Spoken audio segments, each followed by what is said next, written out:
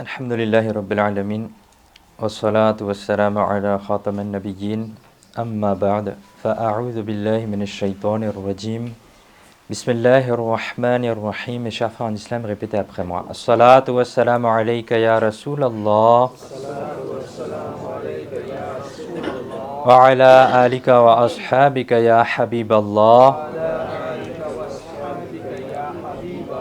As-salatu was-salamu alayka ya Nabiyallah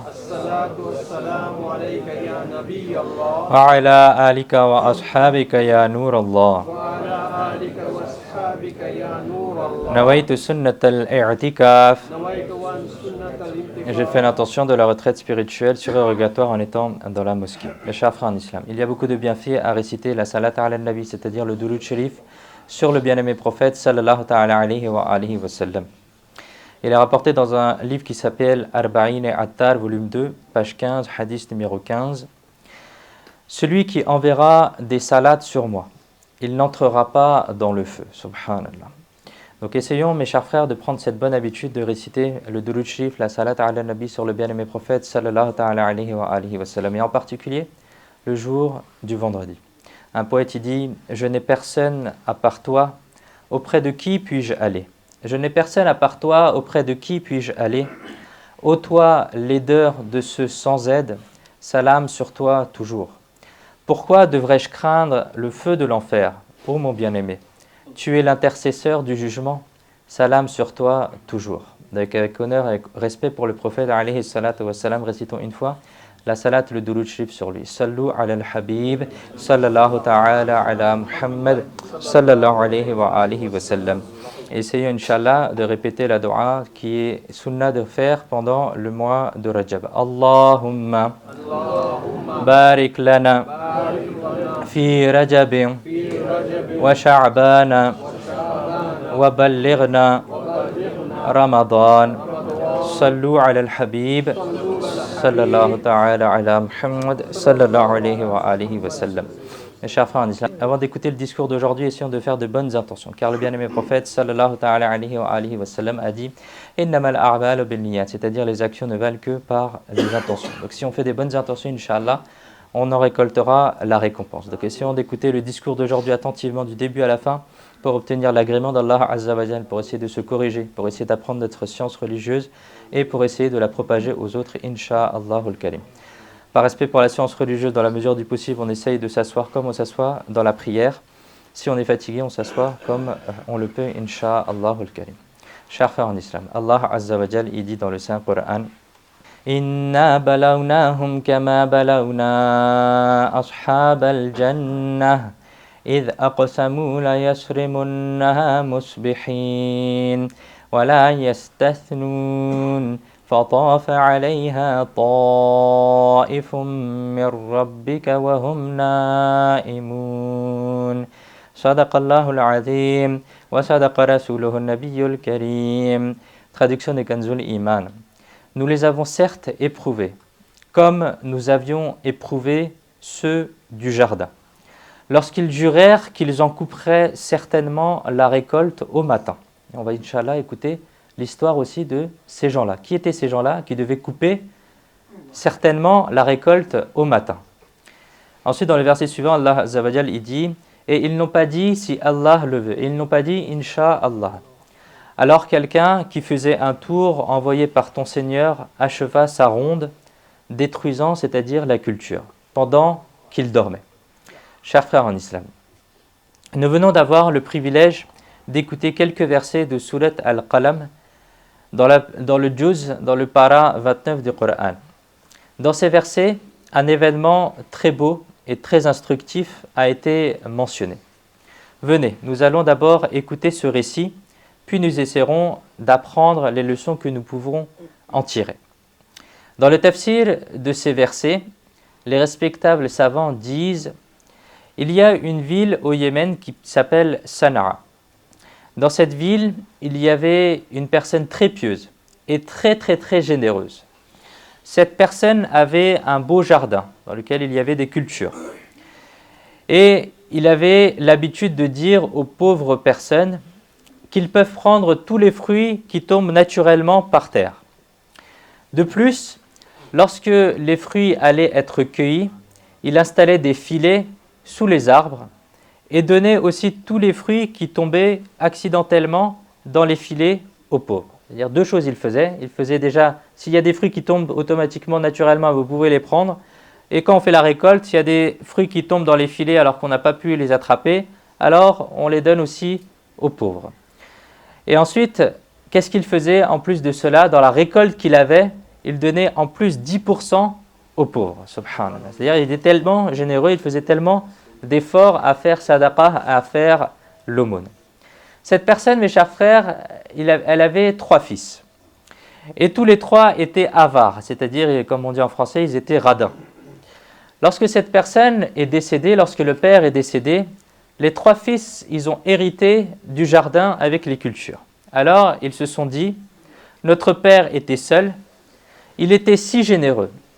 Et même après avoir donné autant aux pauvres, il en restait assez pour lui. Mais nous sommes 3. Et en plus de ça, nous avons des enfants. Nous avons une famille à nourrir. Si nous sommes aussi généreux que notre père, alors il ne restera aucun fruit pour nous. Il vaut donc mieux ne pas être aussi généreux.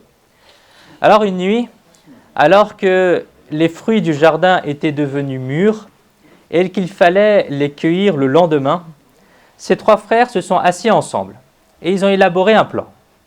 Ils ont dit, qu'est-ce qu'ils ont prévu?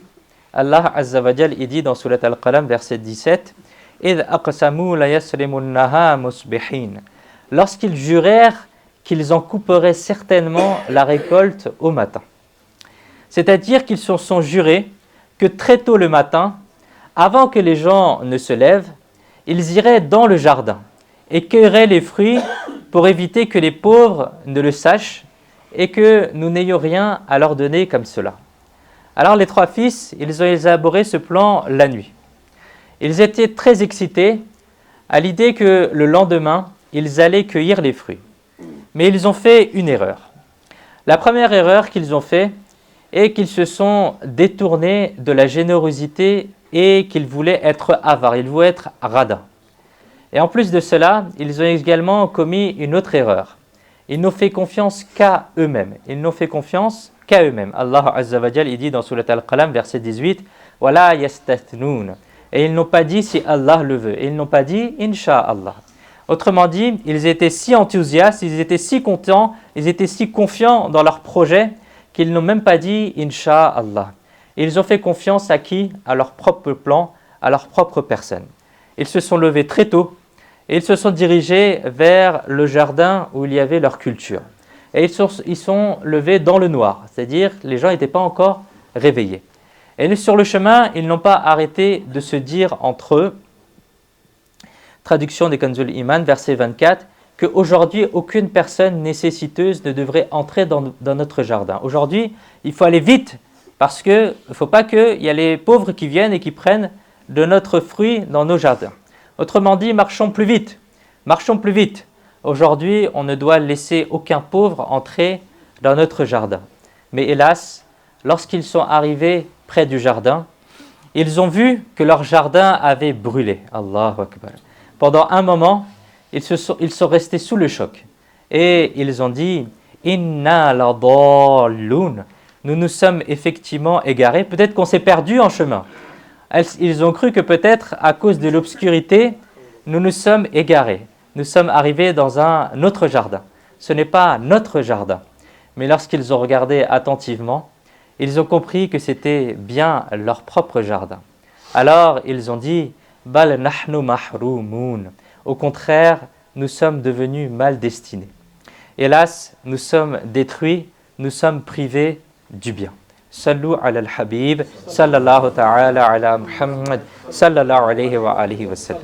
Chers frères en islam, ceci est le récit qui a été donné en quelques mots dans le Coran, dans Surat Al-Qalam, dans les quelques versets que nous venons de citer. Et nous pouvons tirer plusieurs leçons de ce récit. Premièrement, regardons la qudra, la puissance, le pouvoir d'Allah Azza wa Jal dans cette histoire. Cela arrive souvent que nous essayons de faire quelque chose, mais il ne se passe pas ce que nous voulons, mais ce que Allah Azza wa Jal a voulu et destiné.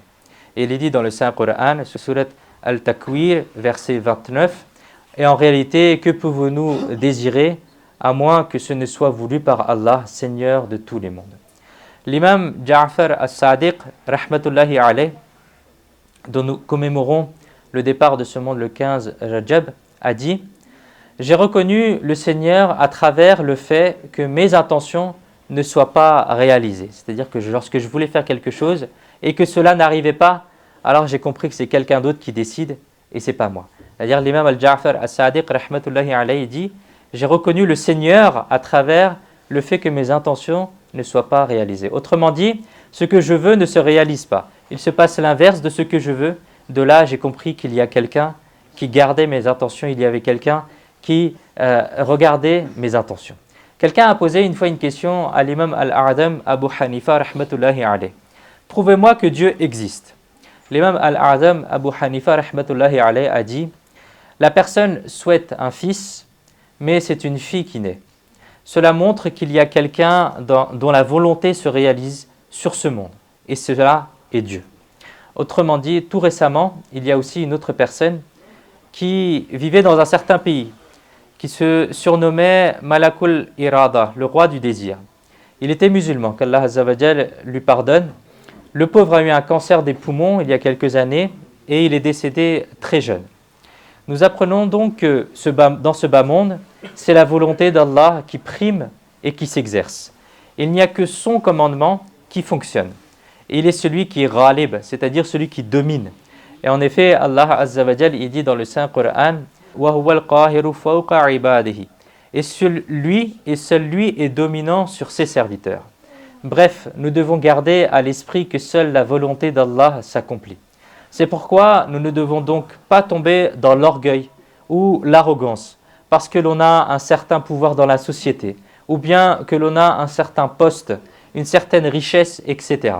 Il faut garder la tête baissée dans la cour d'Allah. Il faut rester humble dans la cour d'Allah Azza wa Jal. Regardons ces propriétaires d'un jardin. L'un de leurs défauts majeurs qui a été décrit ici et qui a été une des raisons pour lesquelles leur jardin a été détruit est la suivante. Wala yastathnoun. Et ils n'ont pas dit si Allah le veut. Et ils n'ont pas dit Inch'Allah. Autrement dit, ils ont fait confiance qu'à eux-mêmes. Ils pensaient que seul ce qu'ils voulaient allait s'accomplir, alors que ce n'est pas le cas.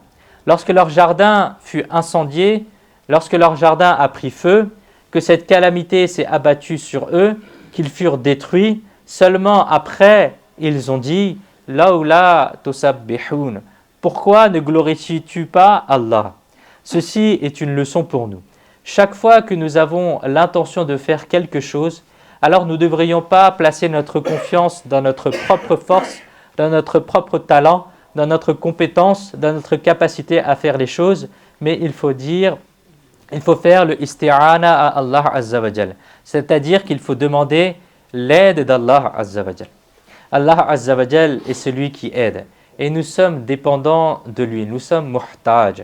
Allah Azza wa Jal, il dit dans le Saint-Coran, « Iyyaka na'budu wa iyyaka nasta'in » Toi seul nous adorons et de toi seul nous recherchons l'aide.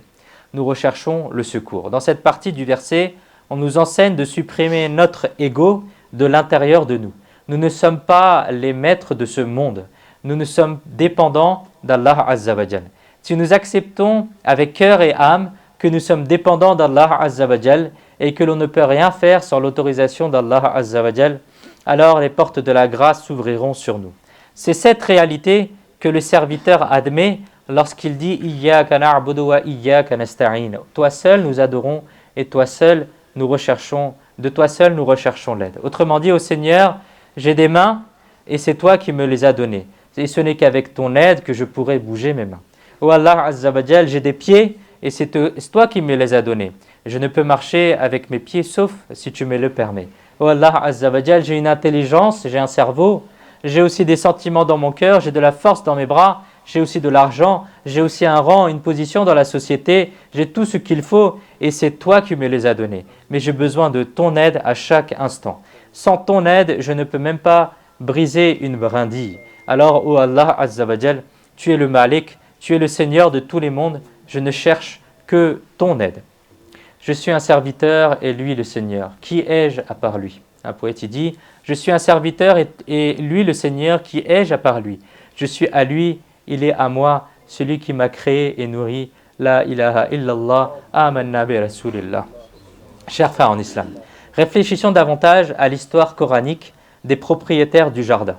Dans cette histoire, il y a aussi une leçon de tawakkul et de sakhawa, c'est-à-dire de confiance en Allah et de générosité. Regardons.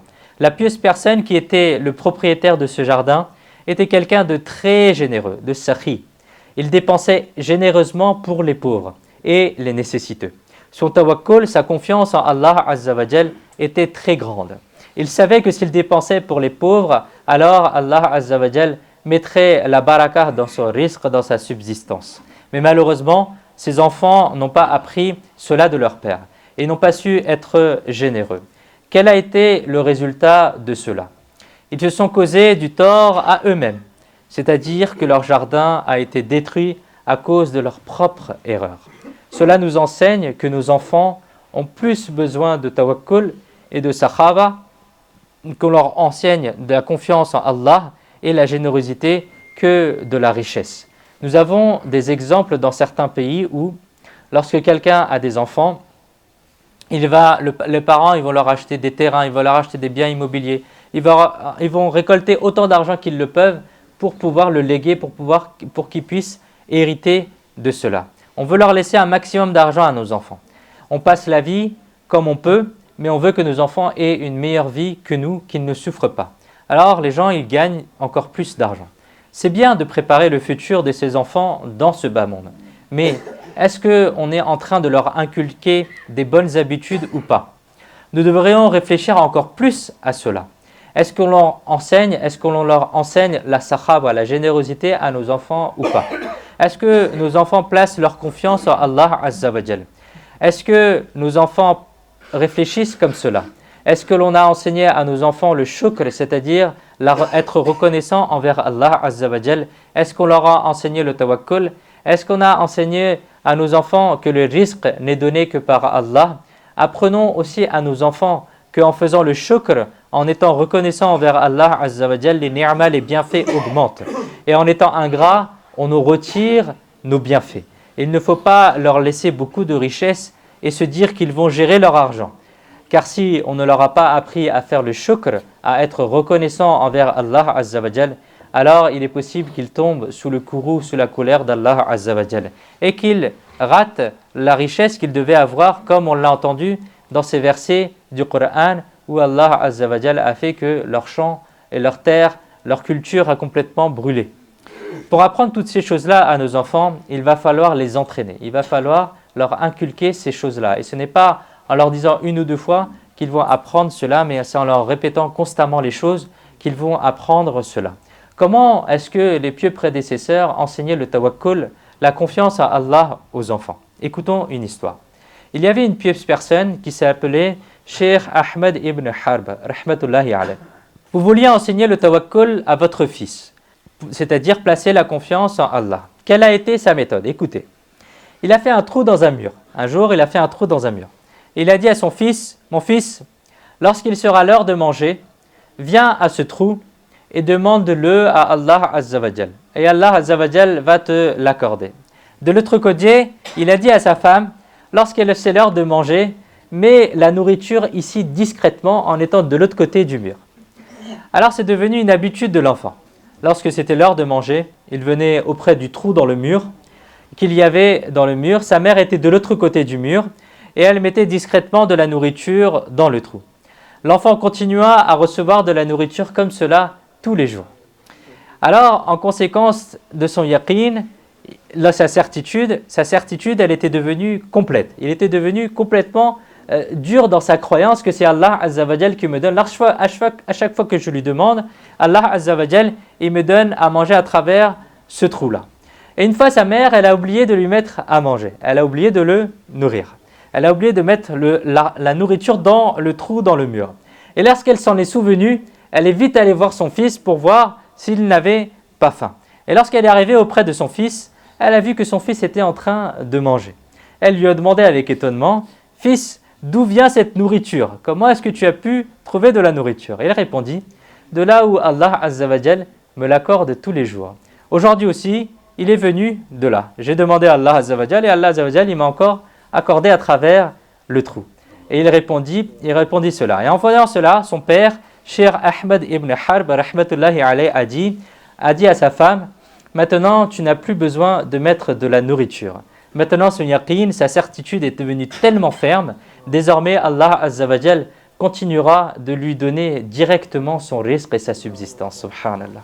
Les serviteurs proches d'Allah Azza wa Jal, mes chers frères, ont des gloires uniques. Regardons, comment est-ce qu'ils rendaient le yaqeen ferme de leurs enfants. Nous aussi, mes chers frères, il est bien que l'on gagne de l'argent pour en laisser à nos enfants, que l'on apprenne à nos enfants à travailler, que l'on apprenne à nos enfants à faire du commerce, que l'on pense à leurs biens matériels qu'Allah Azza wa Jal nous a permis de leur laisser. Mais en même temps, il faut leur laisser pratiquer le tawakkul, la confiance en Allah. Il faut aussi leur apprendre la sakhaba, la générosité. Lorsque l'on donne par exemple à la mosquée de l'argent, on va donner à l'enfant pour que lui mette dans la boîte de dons pour qu'il apprenne à être généreux par exemple, etc. Il faut aussi leur apprendre à remercier Allah Azza wa Jal. Ensuite, Inch'Allah al-Karim, la dunya de nos enfants sera meilleure et leur au-delà aussi, Inch'Allah al-Karim. Qu'Allah Azza wa Jal, il nous permette de faire cela. Amin. Bijahi Nabi al-Amin, sallallahu alayhi wa sallam. Sallu ala al-Habib, sallallahu ta'ala ala Muhammad, sallallahu alayhi wa alihi wa sallam. Chers frères en islam, la troisième leçon que nous tirons de ce récit coranique des propriétaires du jardin est que faire l'aumône ne réduit pas la richesse. Par contre, en ne faisant pas d'aumône, la richesse peut diminuer. Regardons. L'homme pieux qui possédait le jardin, il dépensait dans le chemin d'Allah Azza wa Jal. Il y avait donc la baraka dans sa richesse. Allah Azza wa Jal l'avait béni avec beaucoup d'argent et de richesse. Ses enfants ont commis une erreur. Ils n'ont pas réussi à suivre les traces de leur père et ils ont été avares, ils ont été radins. Ils ont refusé de faire l'aumône, ils ont refusé de faire sadaqa. Quel a été le résultat de cela? Leur jardin tout entier a été réduit en cendres. Leur jardin a pris feu. Nous apprenons donc que l'avarice, c'est-à-dire être radin, est nuisible et donner en aumône, faire sadaqa, est bénéfique dans ce bas monde et également bénéfique dans l'au-delà. En effet, Sayyidina Abu Huraira radiyallahu ta'ala anhu rapporte que le bien-aimé prophète sallallahu ta'ala alayhi wa sallam a dit: il n'y a pas de jour où les serviteurs se réveillent sans que deux anges ne descendent. Il n'y a pas de jour où les serviteurs se réveillent sans que deux anges ne descendent, dont l'un dit: ô Allah Azza wa Jal, donne aux généreux une meilleure compensation. Et l'autre dit: ô Allah Azza wa Jal, donne la ruine à l'avare, c'est-à-dire au radin. Allah, rapporté dans Al-Bukhari. Réfléchissons à cela, mes chers frères. Les anges font dua, ils invoquent. Pour qui font-ils dua? Pour les généreux et pour les avares. Pour les généreux, les anges invoquent dans le sens où ils disent: ô Allah Azza wa Jal, celui qui a donné 1 euro, 10 euros, 500 euros, 1000 euros, 10 000 euros, 50 000 euros en aumône, rend-lui en compensation encore meilleur que cela. Et celui qui est avare, celui qui est radin et qui ne cesse de dépenser et qui ne cesse de penser que si je donne dans le chemin d'Allah, alors qu'est-ce qu'il me restera? Celui qui s'assoit pour faire des calculs dans sa tête en se disant que mon argent va diminuer d'autant, etc., etc., alors les anges invoquent contre lui. Oh Allah, détruis cet avare. Les doigts des anges sont certainement acceptés, sont maqboul. Maintenant, à nous de réfléchir quelle doua, quelle invocation des anges nous voulons recevoir. Voulons-nous recevoir une doua, une invocation de baraka parce que l'on est généreux dans le chemin d'Allah, ou bien recevoir une doua, une invocation d'être détruit parce que l'on est avare, parce qu'on est radin dans le chemin d'Allah. Sayyidina Ibn Abbas radiyallahu ta'ala anhu rapporte que le bien-aimé prophète sallallahu ta'ala alayhi wa sallam a dit: la générosité est un don d'Allah, soyez généreux. Allah vous en donnera davantage. Écoutez, Allah a créé la générosité en lui donnant la forme d'un arbre et son origine à la racine de l'arbre tout bas. Et son origine est à l'origine de l'arbre tout bas. Et a renforcé les branches avec les branches de Sidratul Muntaha et a courbé quelques-unes de ces branches vers le bas monde. La personne qui s'empare d'une seule de ces branches, Allah Azza wa Jal la fera entrer au paradis. Écoutez, en effet, la générosité fait partie de la foi et la foi est au paradis. Et Allah Azza wa Jal a créé l'avarice, c'est-à-dire être radin, de son courroux, c'est-à-dire de sa colère, et a fait de son origine la branche de l'arbre Zaqqum, un arbre épineux de l'enfer. Certaines de ces branches sont inclinées vers la terre, donc quiconque attrape l'une de ces branches, Allah Azza wa Jal le fera entrer en enfer. Écoutez, l'avarice, c'est être ingrat, et être ingrat est une cause de l'entrée en enfer. Il y a également un compagnon qui s'appelle Sayyidina Qais al-Ansari radiyallahu ta'ala anhu.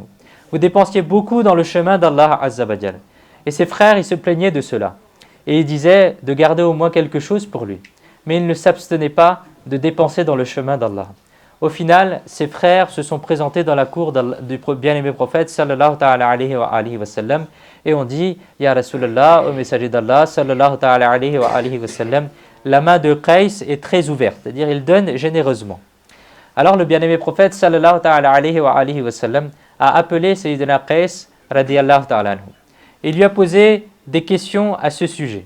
Alors Sayyidina Qais radiyallahu ta'ala anhu répondit « Ya Rasulallah, au messager d'Allah sallallahu ta'ala alayhi wa sallam, je prends ma part de mes revenus et je dépense le reste dans le chemin d'Allah. » Alors le bien-aimé prophète sallallahu ta'ala alayhi wa sallam fut heureux d'entendre cela et posa sa main sur la poitrine et dit 3 fois « Anfiq yunfiqullahu alayk, anfiq yunfiqullahu alayk, anfiq yunfiqullahu alayk. » Dépense, Allah donnera encore plus. Dépense, Allah donnera encore plus. Dépense, Allah donnera encore plus. Sayyidina Qais radiyallahu ta'ala anhu a dit, comme le généreux et bien-aimé prophète sallallahu ta'ala alayhi wa sallam avait dit, exactement la même chose s'est produite.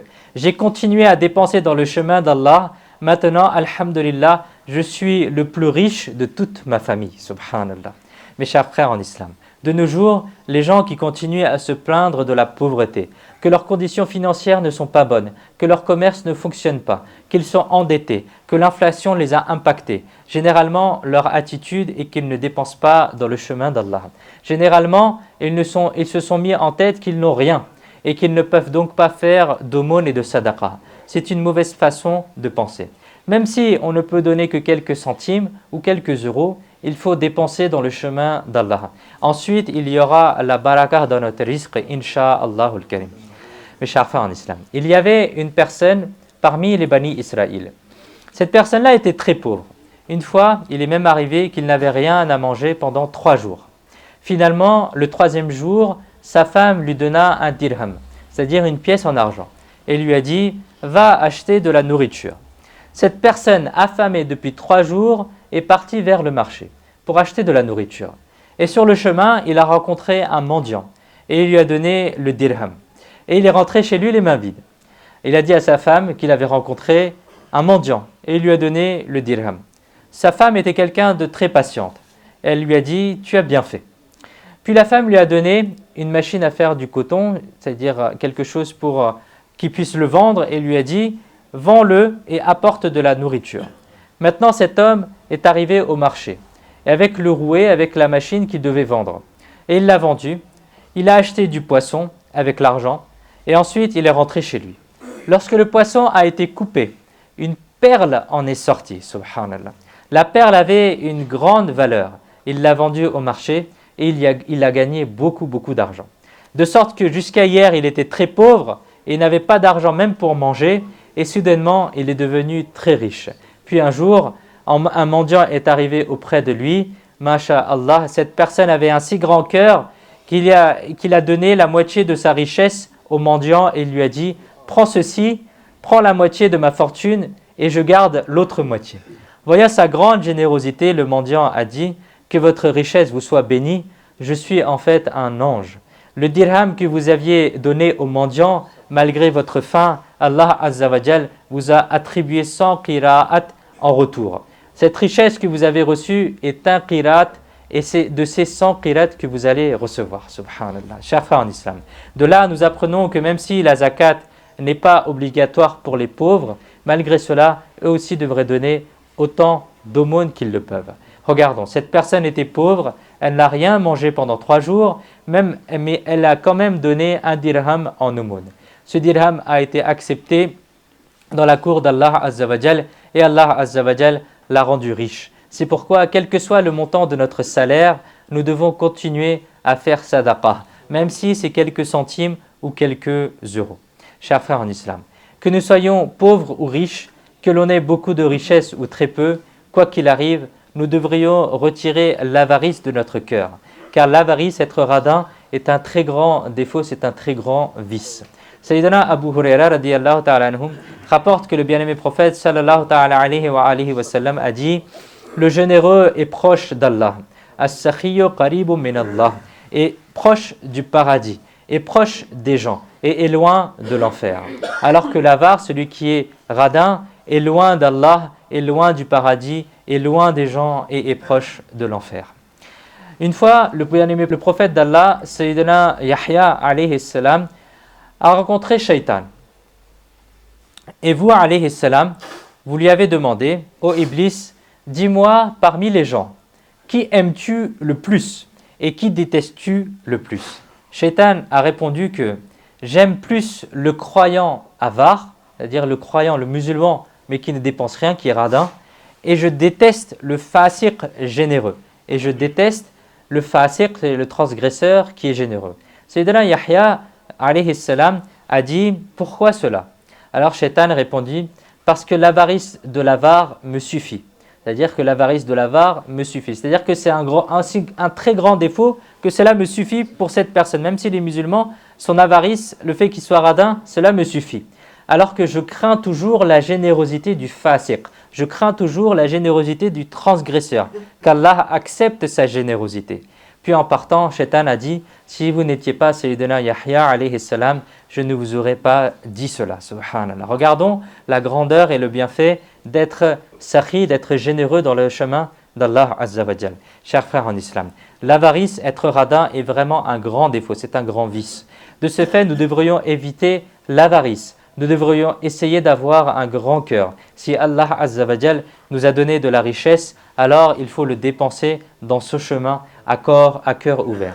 Croyons fermement que si nous dépensons dans le chemin d'Allah Azza wa Jal, alors notre richesse ne diminuera pas, mais elle continuera d'augmenter, insha'Allah al-Karim. Notre maître et bien-aimé prophète sallallahu ta'ala alayhi wa sallam a juré en disant: la richesse d'une personne ne diminue pas en faisant l'aumône, rapporté dans Tirmidhi. Et Allah Azza wa Jal, il donne un exemple de celui qui fait l'aumône dans le Saint-Coran, dans Surat Al-Baqarah, verset 261.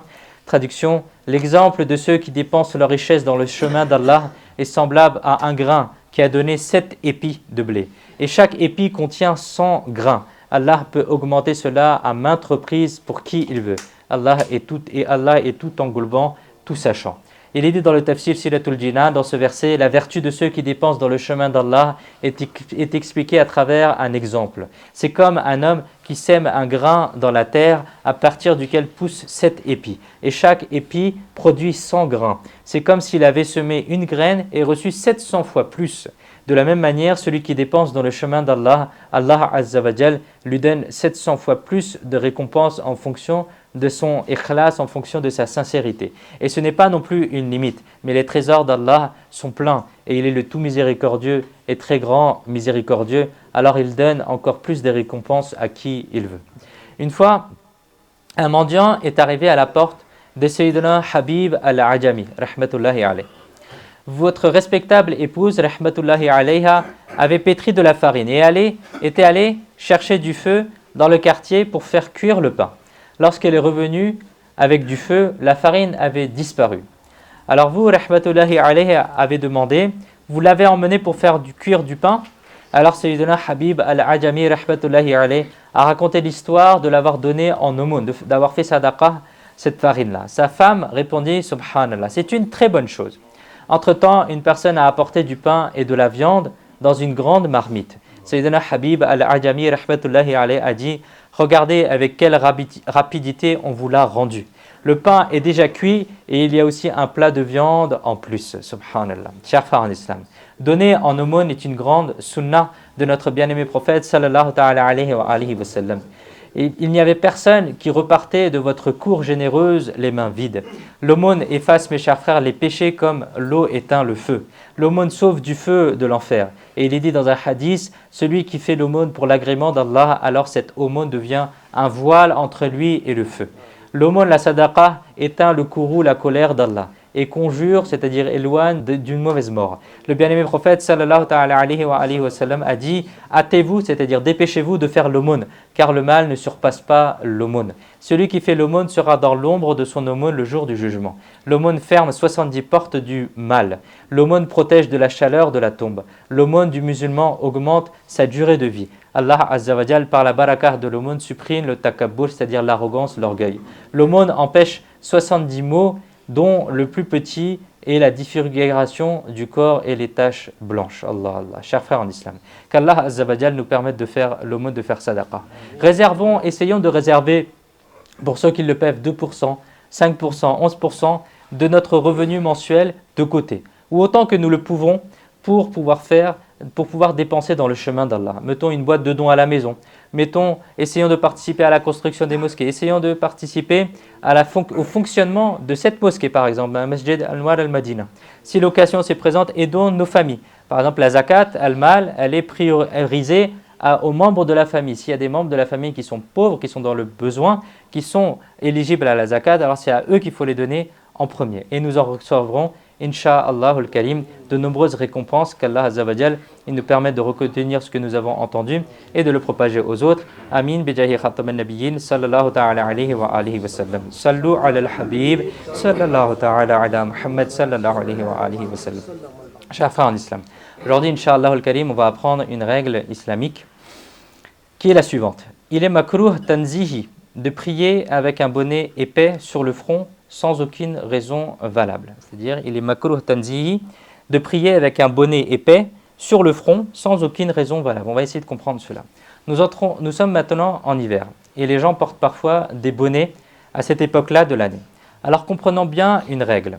Porter un bonnet de telle manière qu'il couvre le front pendant la prière sans aucune raison valable est makruh tanzihi. C'est un makruh, c'est-à-dire c'est détesté et c'est un petit makruh. De plus, si le bonnet est tellement épais que l'on n'arrive pas à correctement coller le front sur le sol jusqu'à que l'on ressente la dureté du sol, alors dans ce cas-là, la prière n'est pas valable. Par conséquent, si on porte un bonnet épais, alors il est préférable de retirer ce bonnet du front avant de commencer à faire la prière. Qu'Allah Azza wa Jal nous permette de retenir cette règle et de la mettre en pratique. Amin. Bijahi khatam al-nabiyyin sallallahu ta'ala alayhi wa alihi wa sallam. Sallu ala al-habib sallallahu ta'ala ala Muhammad sallallahu alayhi wa sallam.